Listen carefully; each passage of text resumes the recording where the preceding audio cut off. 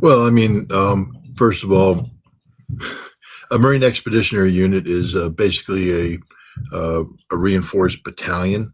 So you have a battalion of Marines that have different other attachments put on to give them greater capability, intelligence-wise, logistics-wise. They're relatively self-sustaining for a limited period of time. They have an air component, so you have helicopters and fixed wing strike artillery. They used to have tanks, but we don't have tanks anymore.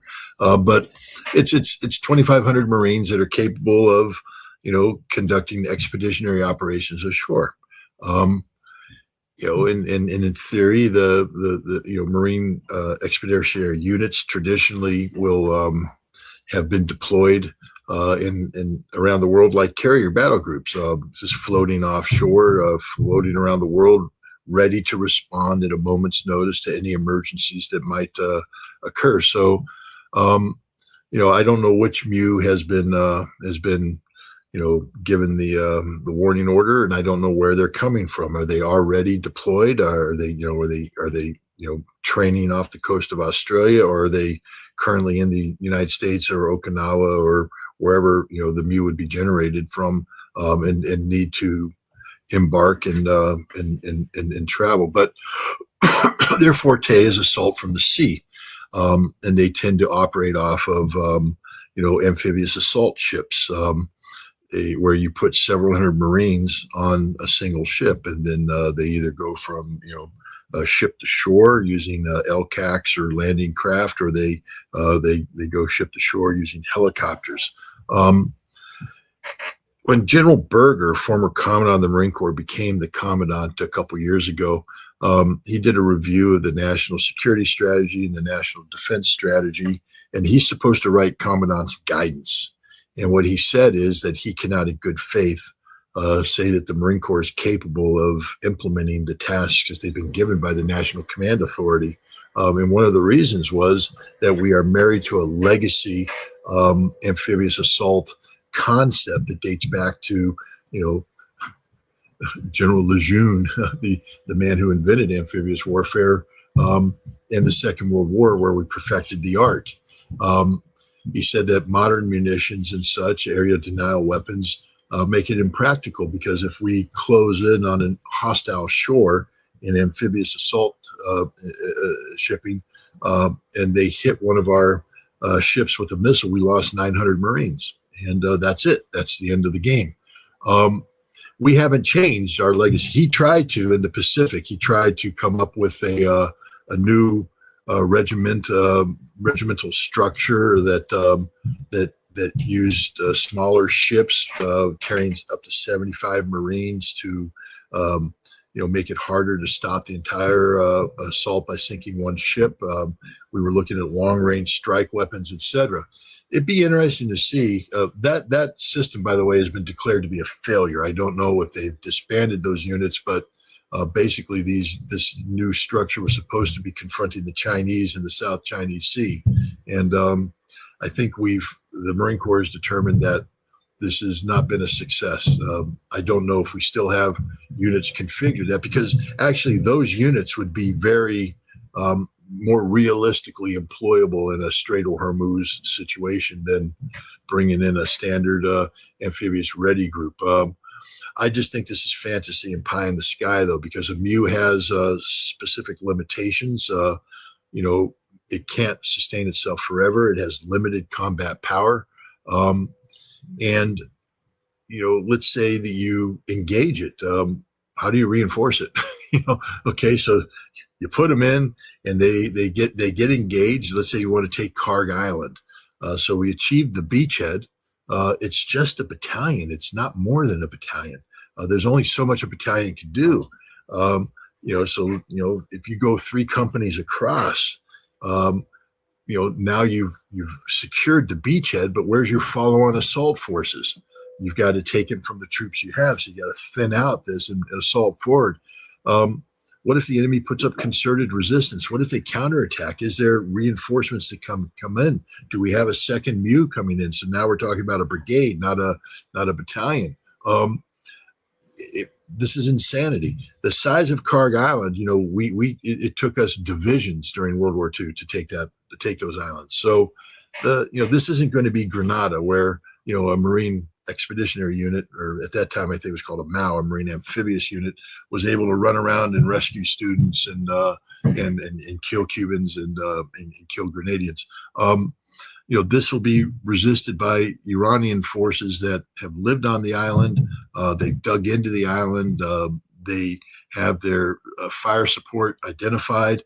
And they're going to make sustainment of this force impossible. Once we land, we'll be shelled the entire time. Wave after drones will be coming in. How much anti-air does the Marine Corps have for a MU? Not much. We have some handheld man pads, but we have a limited amount of ammunition. And when we burn through it all, the drones will keep coming. This is not going to happen. There will not be a Marine leader who will say, that's a mission we're willing to do. We know that the military's already told Trump to pound sand. Take the ships through the straits, naval escorts. And Navy went, no, we're not doing that. Not going to happen. And we're not going to put boots on the ground. This is a show force because we don't have any capability to put boots on the ground. So for the president to say, oh, well, I may have to, this is just a show of force, but it's not enough. The Marines are good, but they're not that good.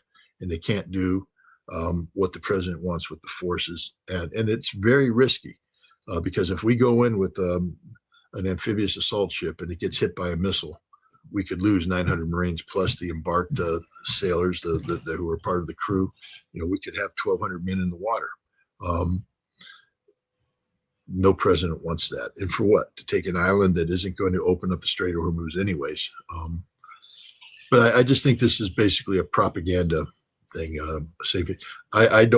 My guess is that this war will be over before those Marines are on station. Again, I don't know where they're coming from. So if they're close, they could be on station. But my guess is that Trump is desperately looking for an off-ramp, but in the meanwhile, he's going to be posturing because the whole Trump thing is peace through strength, and you have to be looking strong. So he's going to continue to drop bombs on empty buildings and allow Pete Hegseth to say psychopathic things and such. But he knows this war is lost. I mean, there's a general consensus in Washington, D.C. that there will be no regime change. And that the missiles will keep being launched. We can't stop them. And that if Iran wanted to, they could shut the Strait of Hormuz and strangle the global economy. Right now, if you call and coordinate, you can go through. Otherwise, you get sunk. There's nothing we can do to stop it. But Iran is in the driver's seat right now. They're the ones with all of the initiatives. We are reacting to them. The whole concept of boots on the ground is a reaction to the reality of the situation, that we're not winning, and therefore we would have to bring in additional resources to achieve outcomes that can't be achieved right now. That's the definition of losing. According to the Wall Street Journal, it is going to be the Japan-based USS Tripoli that is going to be bringing in that Marine Expeditionary Unit. So I guess they're moving from Japan. I don't know how long that will be. But Okinawa. It'll be Okinawa-based Marines. The Tripoli might be home ported in Japan, but they're probably going to take the Marine battalion that's in Okinawa. That battalion is traditionally trained in conventional application, but because it's part of the Pacific, they may have some experience in doing the specialized tactics. Again, if you can. To be honest, the way I do it is I take my Marines to land in a port city far away from the Persian Gulf, and then I would assemble them and their resources in the United Arab Emirates, and I would run a shore-to-shore amphibious assault. I wouldn't be bringing the Tripoli anywhere near the Iranian coast. I would have my Marines doing an assault from the shore, helicopter and small boat based. If you go in with small boats, you can afford to lose one or two. Marines in the water, hopefully we can rescue them. You come in with helicopters, and we should be able to project some power ashore. We should be able to achieve a beachhead. Maybe if we did it as a raid, that is possible. We're very good at raids. So we go in there. element of surprise, extreme violence. Marines are very good at violence and aggression. And you just assault through, blow up some things, blow up a couple buildings, take some prisoners, and then you withdraw. The raid is the only military operation where you design retreating. And normally we don't even consider retreat because retreat is defeat. But a raid, you go in, you do your mission, and then you withdraw. And so we could be looking at a Marine raid on Carg Island. And if they have this MEU that's been configured for small boat operations, that becomes more realistic. But then again, you have to ask yourself politically, is this worth it? Because there's a chance things could go very bad. The Iranians have been preparing for this. It's not like we're going to take them by surprise, and we could be walking into a trap, and next thing you know, you have a company of Marines cut off on Carg Island. People need to start looking up Koh Tang Island. That's another place from Marine Corps history. That's where we went in to rescue the Mayaguez crew when they were taken over by the Khmer Rouge in April, I think, of 1975. We ended up doing a helicopter assault on Koh Tang Island. Almost all the helicopters were shot down. Marines were in the water. Marines were on shore, split in two portions that looked like they could get overrun. You had to run constant air support missions in until we could finally get them out. And it was only through a miracle that we found enough helicopters that hadn't been shot down to come in and get them off the island. And even as well, we left 3 Marines behind. A 3-man M60 gun crew didn't get on the last helicopter and were left behind. Marines don't ever leave anybody behind, but we left these 3 Marines behind, and they were captured and executed by the Khmer Rouge. A huge embarrassing moment for the United States Marine Corps. We could end up, Carg Island could become the next Koh Tang Island. So people need to study their history and understand, what can and can't be done. I remember when I was brought into the ad hoc planning cell put together by General Gray, one of the plans that I promoted and was actively going for, and there was a lot of support for, was a Marine raid on the Azubair logistics facility. We're going to take a reinforced company of light armored vehicles and basically put them on the ground and have them run up the highway and shoot the hell out of this site, blow things up, kill everybody, and then evacuate, leave. And everybody thought it was the sexiest plan ever, except a colonel who had flown helicopters during Desert One, Colonel Seifert. And he looked at it. He was very nice to me. I mean, I give him full credit for this. But he said, there's so many things that could go bad here. And if the Marines are, in a firefight and they start taking casualties and they can't be extracted, they can't be reinforced, we lose this Marine company for what? For a propaganda exercise. Your raid isn't going to change the war. Your raid is designed to have people say, look what we can do. And we don't need to have anybody say, look what we can do. If it doesn't change the war, if it doesn't win the war, we shouldn't be doing it. If it doesn't influence the war, it shouldn't be a feel-good exercise. And hopefully we have Colonel Seiferts today that will be saying the same thing about a Carg Island operation.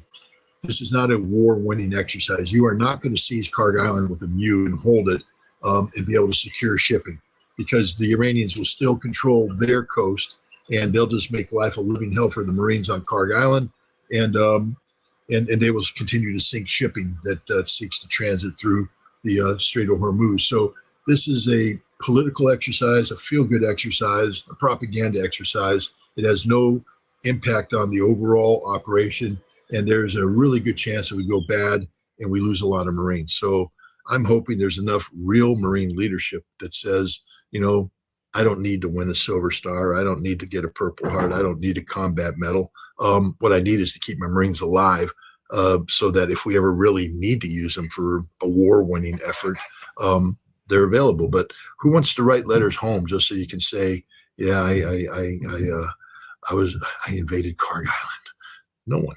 Brilliant military strategist Pete Hegseth Scott recently said that the Strait of Hormuz is actually open so long as Iran does not shoot at any ships. They are just free to go. Donald Trump said the day before that ships just need to be courageous and just go through the strait.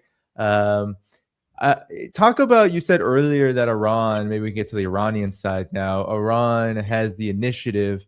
Talk about what that looks like now in 2 weeks in, and what you make of these comments, these genius comments by Pete Hegseth around the Strait of Hormuz closure, which is sending shockwaves through the oil prices and the oil markets. I mean, some things just speak for themselves.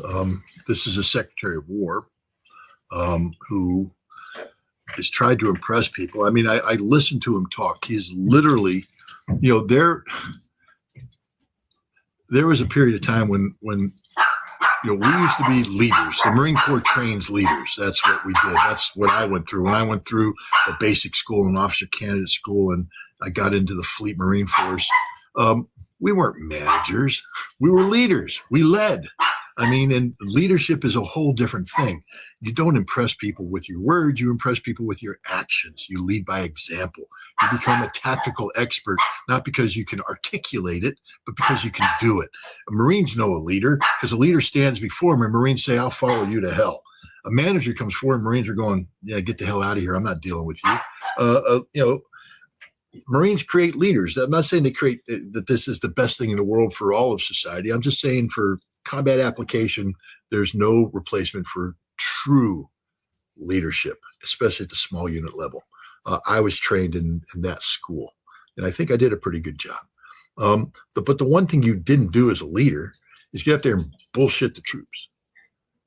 And you didn't have to sell them on anything. You just had to tell them, this is your mission. Let's get it done.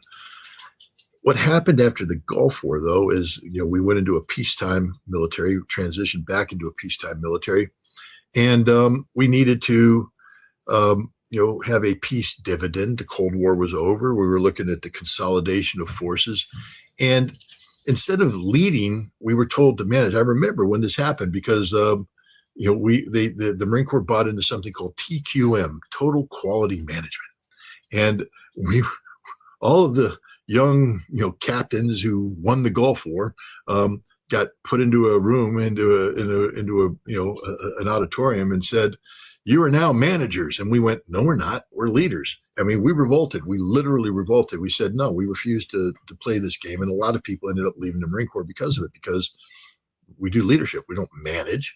Manages what the Air Force does. Our Army wants to manage, or manage this, but we're not going to do that. But the Marine Corps transition, and as a manager now, you become a salesman. See, leadership isn't about selling anything. I either inspire you or I don't. I either know what I'm doing or I don't. When I stand in front of a team of inspectors and say, today we're going to go to the gates of hell, to the presidential palace, and we'll get out of the vehicles, machine guns are going to be aimed at our face, RPGs aimed at our cars, and they're going to be threatening to blow your arms off. What I need you to do is just relax, because I'm in charge. Look at me. If I panic, you panic. But if I stay calm, you stay calm. I have a plan. This is my plan. I'm going to implement the plan. And the inspectors all went, okay. And we went into the world's worst situations, and things went to hell in a handbasket. And I would get out of the vehicle and be calm. That's leading by example. And my calmness led them to be calm. We stayed focused on our mission, and we accomplished the mission. That's leadership. But if I had to get up there while I'm doing this and sell them, what we're doing here is applying psychological, manipulatory, tactics to get the enemy to over-respond and stimulate the hypothalamus of the. You'd be sitting there going, what? That's Pete Hegseth right now. He's just throwing words out there. He is a guy that doesn't know how to lead. He's a guy that manages and is seeking to impress people with his language. He's a salesman up there selling something. And what he's selling is 100% garbage, pure garbage. And it shows, because a leader is also honest. Look at the letter that Dwight Eisenhower wrote to prepare to give if D-Day went bad. Look at that letter. He didn't sit there and try and deflect and say, this, that, and the other. He said, it's on me. I made the decision, and the failure is all mine. We are going to learn, we're going to come back, regroup, and we're going to move on and do the next thing. But, this has been a failure, my failure. Pete Hegseth doesn't have the courage to stand up there and go, yeah, we got it wrong. We made certain assumptions, and I acted on those assumptions, and we were wrong. And so now what we're going to do is we're going to have to hit the pause button and reevaluate. We're going to be meeting with the president to discuss options, and I'll get back to you as soon as we have options. But no, the war isn't going the way we wanted it to go. We're not achieving the results that we thought we needed to achieve at this time, and we're gonna have to make adjustments. That's honesty, and I think people would appreciate honesty instead of saying, well, we didn't expect the Iranians to be able to continue to fire their missiles, but we're in control. 95% degradation, bombs on target. We're the most lethal force. That's bullshit. That's just and people see right through it. And so you have that kind of man whose brain now is in the business of just selling crap. And what you get is that statement. The Strait of Hormuz isn't closed. It's open. It's open. Because we say it's open. It's open. It's only closed if the Iranians shoot at you.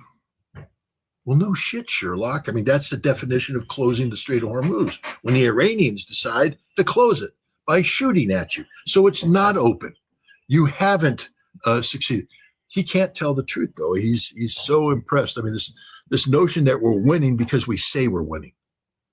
But we haven't achieved any of the metrics of victory. We sank the Iranian Navy. Then why can't you open up the Strait of Hormuz? Because the whole idea of sinking the Iranian Navy, according to Donald Trump, and he says it over and over again, we sank all their ships. I don't know why we can't go through the Strait of Hormuz, because it was never about the ships, Donnie baby, never about the ships. When you look at the Arif Brigade, there's 4 battalions of them. Their job is to keep you from crossing through the Strait of Hormuz. What have you done to you? I don't want to hear about you sinking a boat that had nothing to do with anything. I want to know what you've done with the Arif Brigade. Where's the 1st Battalion? Where are their modern cruise missiles? Where's the 2nd Battalion? Where's the 3rd Battalion? We know where the 4th Battalion is. They're on Karg Island, and they're going to kill you if you try and put Marines across the beach, because they've been living on Karg Island for a long time, and they've dug a lot of holes and stuff. You thought it was bad going into Iwo Jima, Mount Suribachi. You thought it was tough going into Tarawa. Try going to Karg Island and have your Marines assaulting across a terrain that the enemy controls, and they'll be shooting you from the front, the back, the rear, underground, rising up. Hezbollah all over. What Hezbollah is doing to Israel and southern Lebanon, the Iranians will do to the Marines on Karg Island. Marines will fight bravely, and we may even prevail tactically because we're pretty damn good. But we'll lose a lot of Marines for what? So that Pete Hegseth can say, we have projected power ashore. American boots are on the ground, and I'm telling you that ground is now free. Those boots are touching free Iranian soil. I mean, that's the kind of crap he would say. Yeah. Right. For what? So no, we're not in charge of anything. The Iranians are directing this war every step of the way. The Iranians got us to strip 5 THAAD batteries from South Korea. The Iranians did that. They got us to strip Patriot batteries from the Pacific. The Iranians did that. The Iranians have got us considering putting boots on the ground. None of these things were things that we thought about when we started this war. We're only doing it because the Iranians are in charge. The Iranians are dictating the pace of operations, and we're reacting. And now I get to John Boyd's OODA loop. The OODA loop was the fighter. If you have 2 planes come in, and John Boyd was using the OODA loop: observe, orient, decide, and take the action. So he's looking, he observes, sees you, looks at your airplane, knows what kind of plane you have. He says, I want to bleed off some speed. So he's going to pull in a Klein note. He has superior speed. You're going to pull in, but you can't match it. You're going to be slower. Now he's going to keel over. You're going to make a turn. He's going to come in behind you. He's going to shoot you down because you've been reacting to him the entire time. He anticipated your reactions, and he took control of the situation. The Iranians are executing a perfect OODA loop on the United States. They have observed what we're doing. They've oriented on us. They're making decisions, and they are acting, and they are generating this decision-making cycle quicker than we are. They are inside our decision-making cycle, which is the key to victory. So we are reacting to them. We are doing things. They're in control. They're controlling the pace of operations. They're controlling targeting. They're controlling everything that we're doing, and we're losing. There's no aspect of this war where we're winning, none whatsoever, unless you want to say that we win by blowing up empty buildings. And that's what we're doing. We're blowing up empty, or schools with children. We're very good at blowing up schools with children, but we're not blowing up military facilities of note. The Iranians have been preparing for this. They're underground, they're dispersed, and it's also misleading. We've been using a lot of standoff weapons. We're not penetrating into Iranian airspace. When we decide to penetrate into Iranian airspace, we will come face to face with Iranian air defense. And that's a whole different level of fighting. I see the mouth breathers in the MAGA world, get very excited about the A-10. A-10 is a nice aircraft, but the last several generations, the A-10 has fought in Afghanistan and in Iraq against insurgents. The last time the A-10 went up against a modern military was in the Gulf War. And I'd invite people to take a look at the battle damage suffered by the A-10 and include that, A-10s were being shot down on the last day of the war. We were losing pilots on the last day of the war because modern battlefields aren't friendly to low, slow-flying aircraft like the A-10. Out west, when the A-10 was used in scud hunting, we didn't allow it to go below, I forget what the cap was, I was going to say 10,000. It might be 30,000 feet, but we had to keep the A-10 very high to avoid getting shot down by air defense. So even though it's this thing where it goes burp and sexy and all that, the A-10 was way up here because it couldn't get down here, or else it gets shot down. So again, the people that are talking about the A-10 don't have any experience with the A-10. They don't know anything about modern warfare. And but again, the fact that we're talking about putting the A-10 into this situation is a reaction to the Iranian actions. So, we're not sitting there saying, let's insert the A-10 to shake things up. The Iranians aren't expecting it. The Iranians are like, no, you haven't suppressed us, so we know you're going to come in with Joint Special Operations Forces, A-10s, helicopters, and we're ready. They posted their boys out there saying, please come, we want to party with you.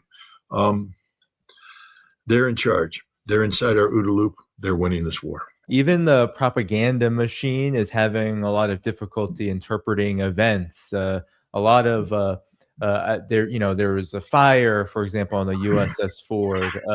There was, I think, the USS Lincoln was approached by an Iranian vessel, and they even admitted, CENTCOM did, of missing of trying to shoot the vessel and then having to shoot missiles at the vessel because they couldn't get it with their gun on board. But then there's the issue. I want to know if you have any comments on the refueling tanker. I believe there were two. One was crashed, and there were 6 Americans who died from that, and then another, I think, was able to land over Iraq.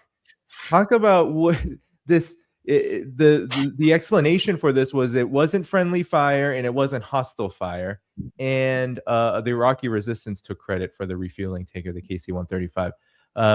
Talk about what you've noticed about how the U.S. CENTCOM in particular is talking about this war now, given that it seems like every incident is explained as some kind of error, rather than you said earlier, like maybe it'd be better to be honest and say maybe we're actually taking some hits here. Well, again, I know you don't want to give the enemy false credit, or you don't want to hype up the enemy, but I will say this: aerial refueling is a complex operation. We're flying a lot of airplanes into the Iranian theater. And so the skies over Western Iraq are packed with refuelers. We had this problem in Desert Storm, where we're sending strike packages into Iraq, and they're going off and doing their thing. Maybe they get some SAM missiles fired at them, and they have to hit their afterburner, sucking up more fuel. So they're bingo fuel, which means they can't make it home. And now the tankers have to adjust to this. The tankers are in a rotation over here, waiting for the planes to come up and take fuel. But instead now the tanker has to make an adjustment and come in and take a new position to get the fuel in. And sometimes AWACS isn't up to the job. AWACS is the controller. There's someone managing the battle space, the airspace. And AWACS may have taken their eye off the ball, may have gotten complacent, or planes just did it without going to AWACS because of an emergency. We don't know what was going on. But what I can say is that we had so many near collisions of refuelers during Desert Storm. it's a real problem. When you get that kind of tight airspace, keeping aircraft from flying into one another is a big challenge. I have no reason to believe this was anything other than two tankers in a very complicated airspace with a whole bunch of airplanes flying through. They got in each other's airspace and they collided. That's what I believe happened. If there was a surface to air, first of all, we're not going to put a tanker over an area where there's surface to air missiles. That just isn't going to happen. We've cleared that ground. If you remember, there was an incident a little while ago where American forces landed in Anbar province, and we're setting up a base of operations.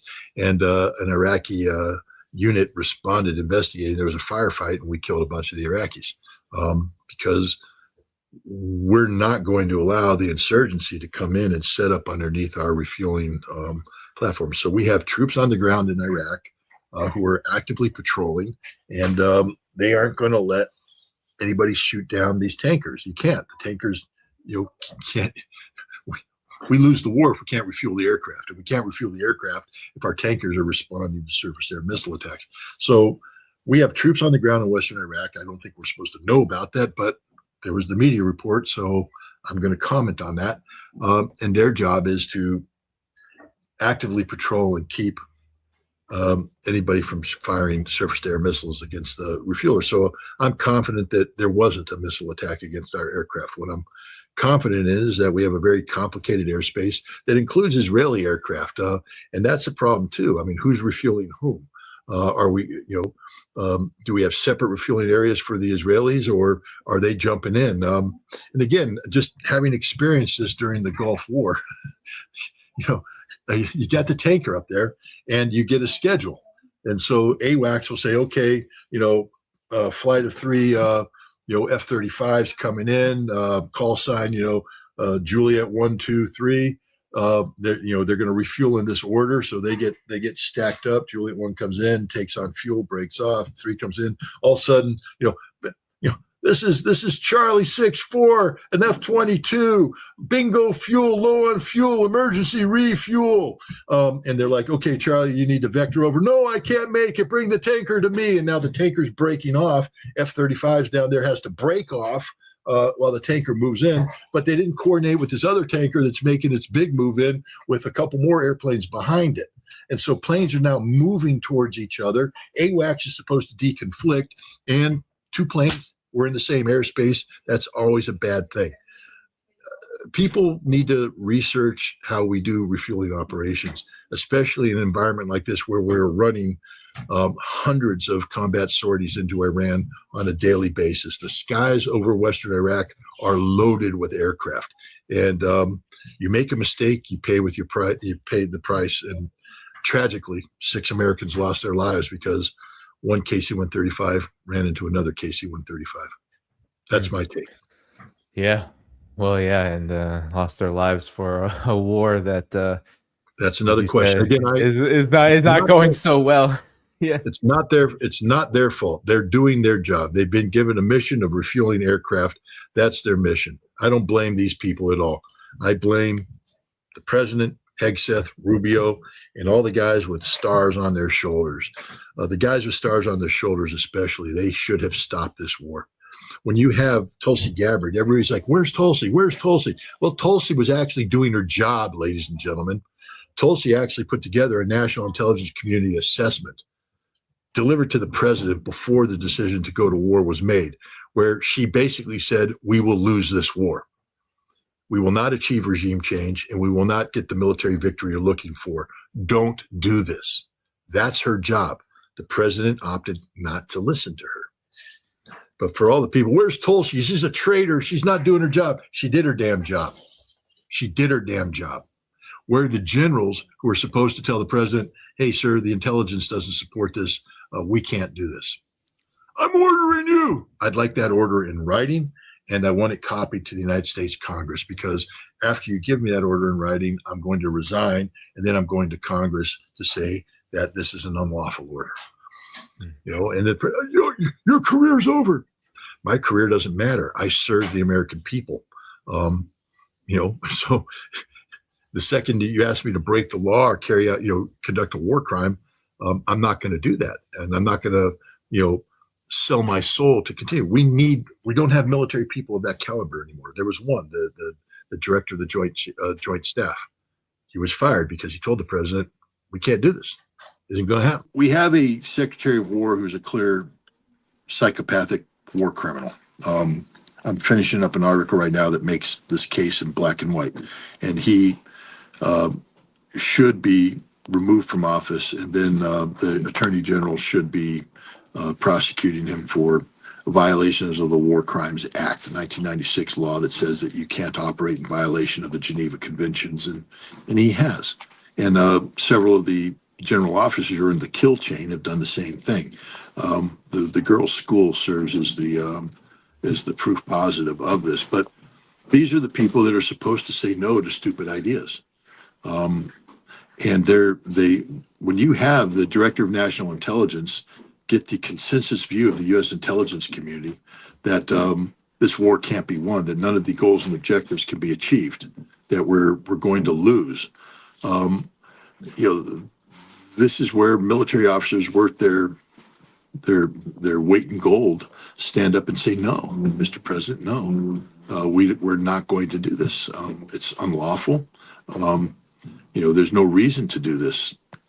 And yet they don't do that. We don't have people willing to, make those calls. And that's why it's important to prosecute Pete Hegseth, because people have to understand that there are consequences for failing to do your duty and failing to obey the Constitution and failing to obey the law.